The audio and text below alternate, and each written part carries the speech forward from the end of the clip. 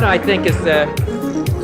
I think is quite clear is that we can work together in the last analysis, and that what has been going on within the United States over the period of the last 3 years, the divisions, the violence, the disenchantment with our society, the divisions, whether it's between blacks and whites, between the poor and the more affluent, or between age groups, or on the war in Vietnam, that we can start to work together. We are a great country, a selfish country, a passionate country, and I intend to make that my basis for running and over the period of the next year.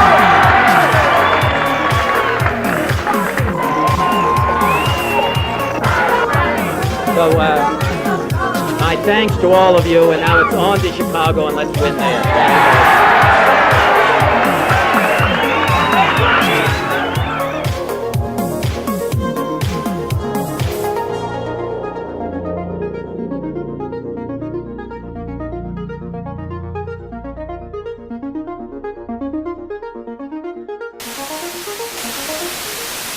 Robert F. Kennedy was an American politician, brother of John F. Kennedy, who served as a New York senator from 1965 until his assassination, which took place during the course of his run for presidency. Prior to being senator, he was U.S. Attorney General from 1961 to 1964. He was a Democrat born on November 20th, 1925 in Brooklyn, Massachusetts. Bobby, as he was affectionately called, went to Harvard and was on the varsity football team. He spent time as a journalist after graduating college and went to Palestine, where he saw Arabs and Jews working together, but felt hate among that and knew it would end in war. Still, he described the Jews as hardy and tough.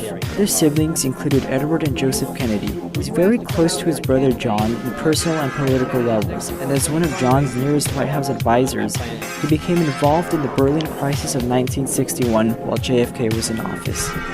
The death of John ruptured Robert's heart, and at the funeral he recited a quote from Shakespeare, but not before being applauded for 22 continuous minutes upon introduction. It was said that he was never the same after his brother's death, and would spend lengthy amount of time sobbing by himself, mourning. Hi, I'm Dana Scully, and I'm here interviewing Mark Rodriguez, a historian who specializes in the Kennedys. Hello, Mark. Hello, Dana. What sparked your interest in the Kennedys? Well, the circumstances of their death all seemed really interesting to me. They didn't seem like mere unfortunate incidents. And would you say that Robert is your favorite Kennedy to talk about? Yes, because his assassination occurred closest to me. When and where did the assassination of Robert F. Kennedy take place?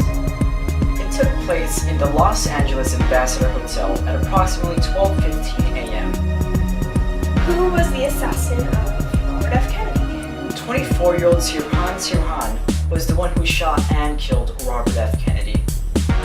Do you know anything important about the assassin? The assassination occurred on the first-year anniversary of the Arabic-Israelite Six-Day War. Robert F. Kennedy was known to support the Israelites, and Sirhan felt betrayed because of this, which furthermore fueled his anger and caused his rash actions. What weapon was used to assassinate the Kennedy? The gun used was a .22 caliber Iver Johnson. We know that there was one death in this assassination, the death of Robert F. Kennedy. However, were there any injured during this assassination? Yes, there were 5 others who were severely injured. I heard that when Robert got off the podium for making his speech, he was initially going to go through the crowd, but instead decided to go through the kitchen. Do you think this had any deciding role in his assassination? Yes, because Sirhan was in the kitchen and was thus able to shoot Robert F. Kennedy. Perhaps had he not gone through the kitchen, he would still be alive today. Is the assassin still alive today? And if so, where is he? Yes, he is 70 years old and is currently imprisoned at the Richard J. Donovan Correctional Facility in San Diego County. When shot, did Robert die on site?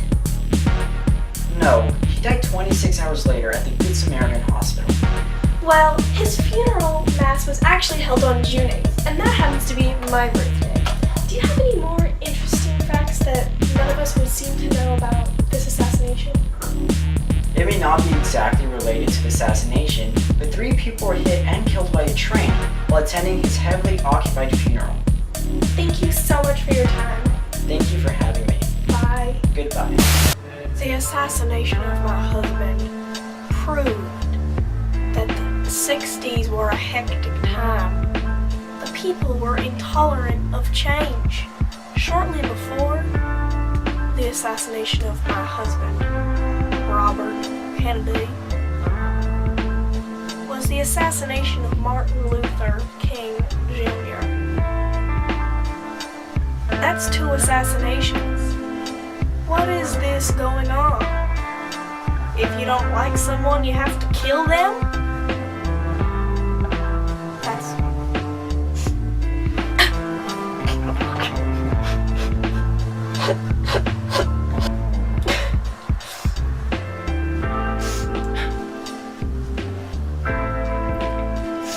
I miss my husband every day.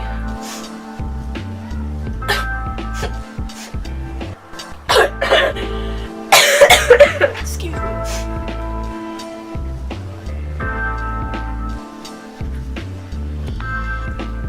Ever since my husband died, there had never been a president again with an open motorcade.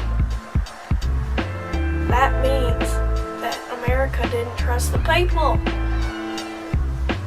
And with right ideas in their heads, you can't trust the people when they're gonna go shooting up someone they don't like. It just doesn't make sense, but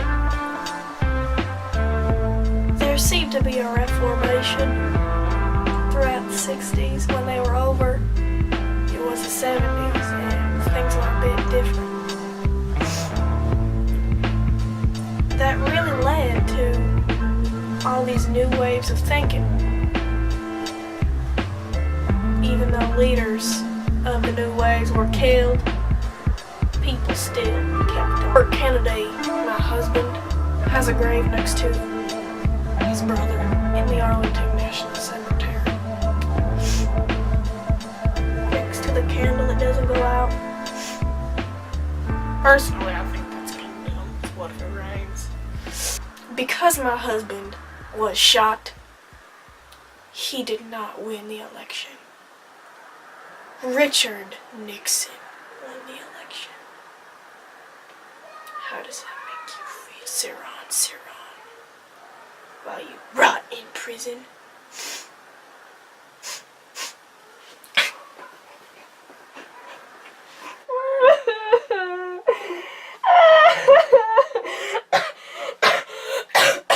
You had to excuse me.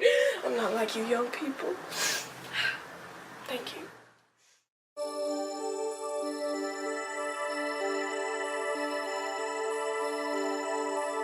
Conspiracy theories on the assassination of RFK include the second gunman idea, in which it has been suggested that someone other than Sirhan fired the shot that actually killed Kennedy, due to the audio recording of 13 rounds being fired, while Sirhan's gun only held 8, and the time between the rounds being impossible by one human. Security guard theory states that the second gunman was Stan Eugene Cesar, who during the day worked as a maintenance plumber but was employed by Ace Guard Service to protect Robert at the hotel. The LAPD did not regard Cesar as a suspect because though he did have a gun with him, it was a .38, which is not the caliber of bullets found in Kennedy.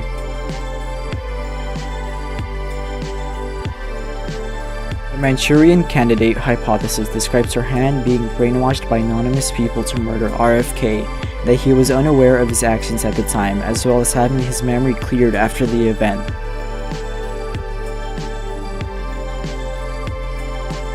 The girl in the polka dot dress theory came up from a campaign worker of Kennedy's, Sandy Serrano, claiming to have seen a girl in a polka dot dress fleeing the incident, as well as yelling, "We shot him! We shot Senator Kennedy!" The girl in the dress was reported to have been with Sirhan multiple times during the evening.